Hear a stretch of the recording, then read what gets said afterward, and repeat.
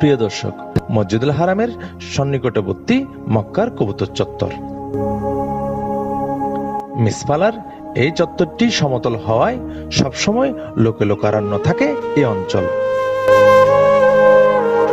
দিনে রাতে বিরামহীনভাবে শত শত ধূসর রঙের কবুতর খেলা করছে এই চত্বরে।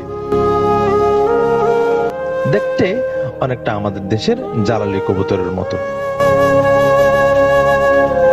মানুষের কাঁধে শরীরে বসে হরহামাশা, মজা করে খেলছে বাচ্চাদের সাথেও দলে দলে এই কবুতর। ইব্রাহিম খলিল সড়কের গোল চত্বর থেকে হিজরা রোডের শুরু পর্যন্ত কম বেশি কোয়ার্টার কিলোমিটার